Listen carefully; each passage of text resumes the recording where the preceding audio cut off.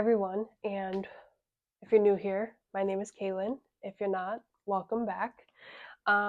Today we're going to be making, as you could see in the title of this video, we are going to be making a crochet plushie Stanley cup. Um, so I posted a picture of one that I had made for my sister for Christmas on TikTok and YouTube, and people are like, we need a pattern, we need a pattern.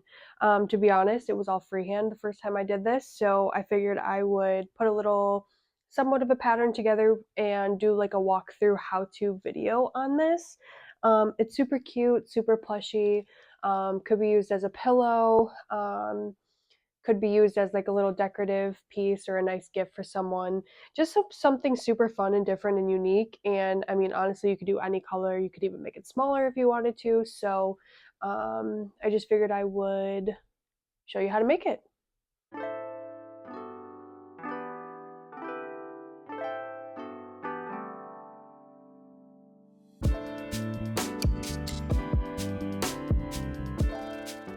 So this is the pink color that I used for my sisters for Christmas. It turned out super cute, super bright. I tried to mimic the like Valentine's Day Stanley cups that they had out at the time, that were like pink and red. I just thought they were super cute. Today's that I'm making is made with this like teal colored plushy yarn, and I think that these are the Bernat Blanket yarns. I've had these for so long just because I had them for other projects, so I just figured I would use this color because I had it from a previous little plushie project that I made, and then I had this white laying around, which is perfect for the lid and the straw. But yeah, again, you can use whatever color you'd want. You'll need the size N crochet hook. I did also use a size down for the straw because I wanted it to be a little bit tighter.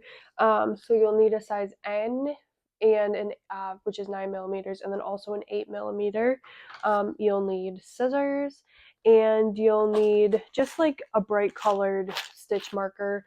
I just tried to use one that was a different color than the yarn that I was using so I could see it. And just a small like stitch needle in order to like stitch everything together. Honestly, this thing has worked pretty seamlessly. It is worked starting in a magic circle ring, which I'll show you that in a minute, worked in the bottom, and then this piece actually you just kind of like fold it up and then start working your stitches in the round here, and it works all the way up, switching your color to the gray or the silver and then switching to the white.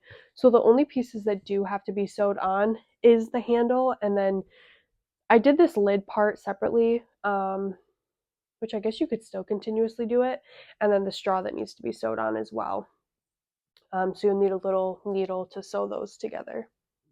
So in order to get started, like I said, you do the magic loop method, which I can show you here.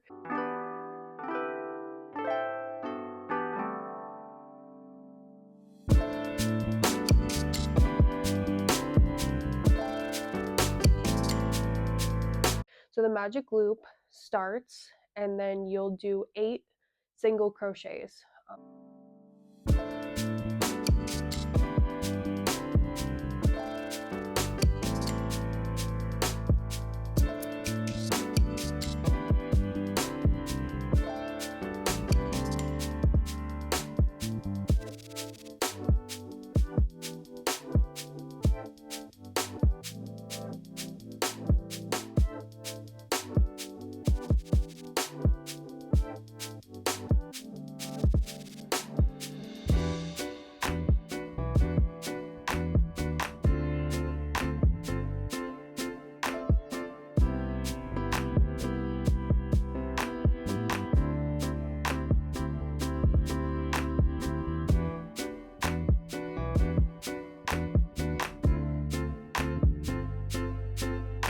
So this whole project is done in single crochet. I like it to be tight so that way that the matting doesn't fall out of it, because you will stuff this. You could use extra yarn. I just had some like batting that I just put in here because I had it left over.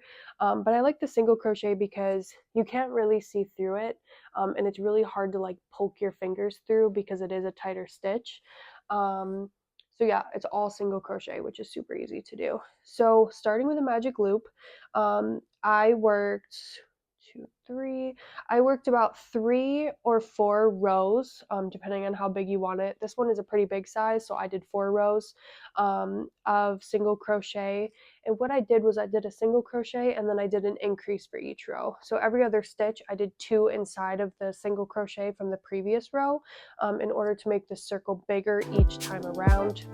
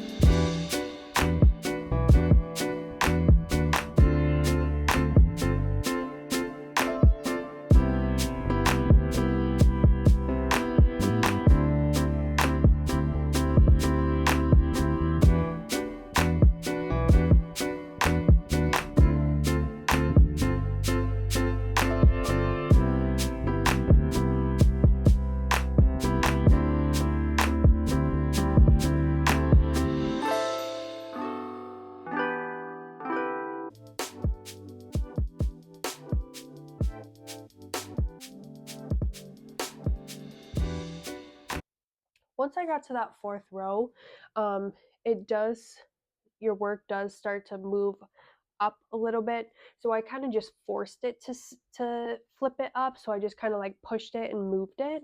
And then that's when you'll start working in the round. So I didn't do any increases on the bottom. And I worked 9 to 10 rows for this bottom part in single crochet, just moving in the round.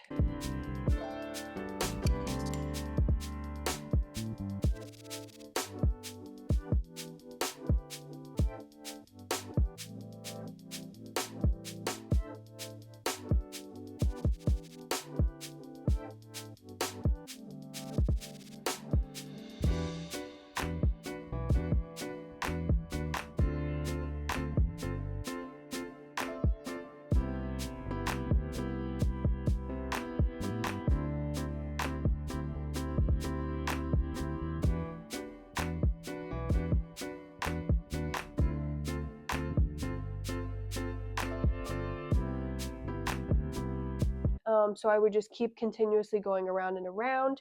Once I got there, I did decide to add about 3 to 4 stitches to my round in order to make that like kind of shape of that Stanley cup increase a little bit. So I did use a stitch marker to show at the beginning of each row to know where I was in order to, if I had to add a stitch or not.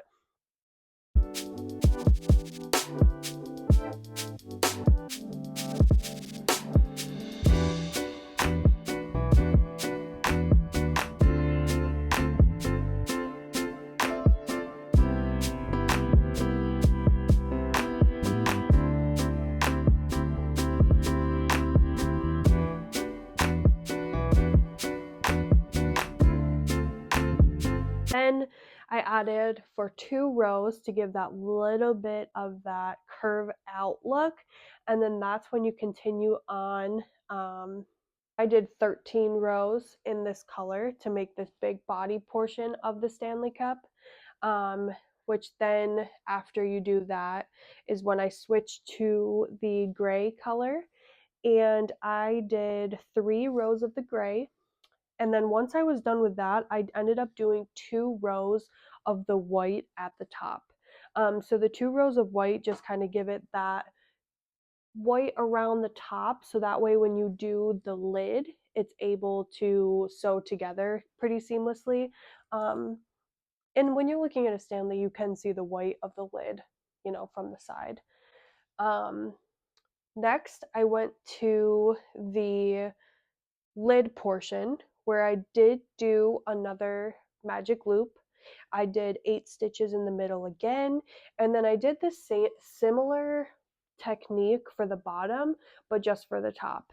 And I made sure to measure to see how wide the top of my Stanley cup was. And once I got it to be able to cover the top portion of it, that's when I stopped. So I don't know how many rows I ended up doing. Looks like 6 rows of this circle, and that's when I added everything in the inside and was able to kind of shape it the way you want it. So my batting was a little bit weird, but the nice thing about this is you can just kind of like hug it and mold it to the way that you want it to be, and it still like changes, you know, as the product gets older. um, so I stuffed it, and then that's when I used that needle to close up the top portion of the Stanley cup. Um, Next making is the handle. Um, Honestly, I don't even know how many chain stitches I did. I just chained until I thought it would look good like a handle, and then I did 2 rows on top of that. And I actually ended up stuffing the handle with excess yarn that I had from this project to kind of give it a little bit of a stiff. It still is plushy because I didn't want it to be too hard, but it does kind of give it that rigid look, so that way it looks like a handle. Um, I stitch it all together to close up the handle, and then kept my towel really long in order to stitch the handle directly to the Stanley cup.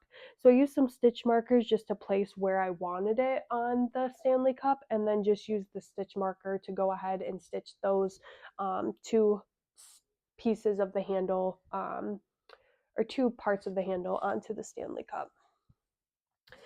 Next was the straw, and the straw was actually super easy. So I did end up going down, and I don't have a video for this part, but I figured it was easy enough to explain.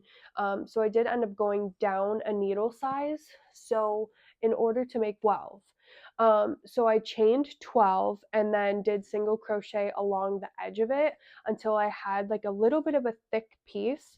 Then I actually went and folded the tube that I had made together. So I folded it together to make it have this like rigid look to it, and I sewed it along, up, and then over, and then down the other side, leaving the tail long so I could sew it to the top of this Stanley cup lid.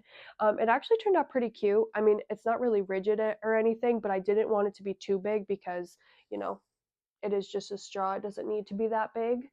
Um, but yeah, I mean, super easy. It would even be super cute if you put a little patch on it. For my sisters, I made like a fake Stanley logo and heat pressed it on there for her for Christmas. You could do like a little heart. really customize it the way you want to. I just thought it was a super fun project, and I'm sure I'll be making more of these for people that I know. But yeah, if you have any questions, feel free to reply in the comments. Like this video if you did end up making it, and subscribe to my channel for more tutorials. Thanks for watching, and let me know if you end up making one for yourself.